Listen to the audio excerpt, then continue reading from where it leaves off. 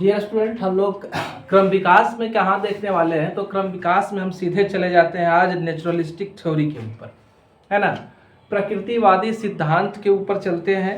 और प्रकृतिवादी सिद्धांत में क्या बताया गया कि आदि समुद्र में, हमारा आदि समुद्र में ही क्या था, तो जीवन उत्पत्ति के कारक मौजूद थे और वहीं पर जीवन का निर्माण हुआ, है ना।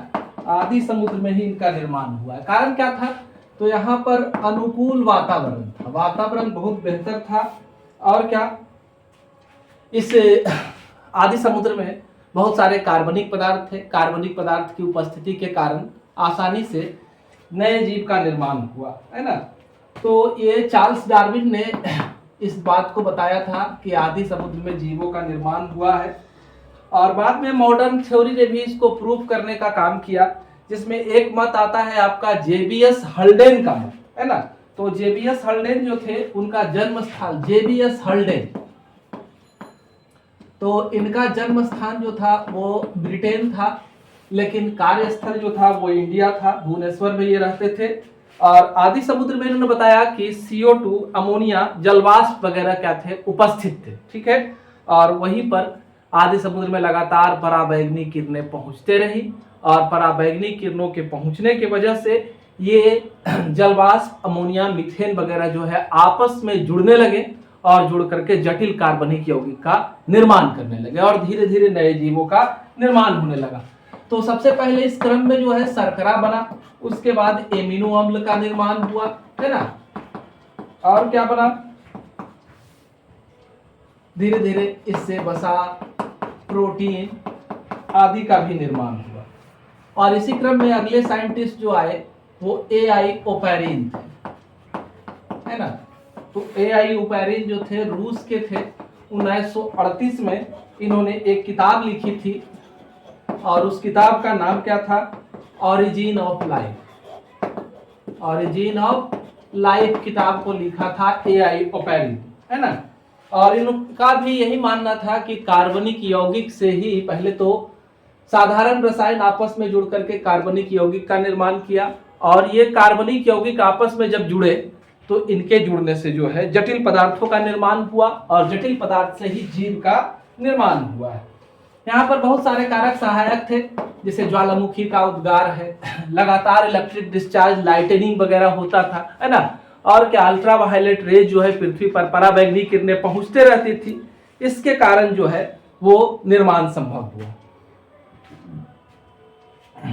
तो जब आदि समय था, आदि समुद्र था, उस समय तो वातावरण कैसा था, तो वातावरण जो था वो रेड्यूसिंग टाइप का था, मतलब ऑक्सीजन उपस्थित नहीं थे, कार्बन डाइऑक्साइड उपस्थित थे। और ऑक्सीजन की अनुपस्थिति में ही इतनी तेजी से विक्रियाएं हुई और उभयक्रिया होकर के नए जीवों का निर्माण हुआ, ठीक है। यूरे ने भी इसी तरह का मत दिया, सभी लोगों ने इसका समर्थन किया, है ना। और तब जाकर के एसएल मिलर ने इसको क्या किया था, प्रयोग के द्वारा सत्यापित करने का काम किया था। प्रयोग के द्वारा सत्यापित करने के क्रम में उन्होंने क्या किया था, तो इस तरह से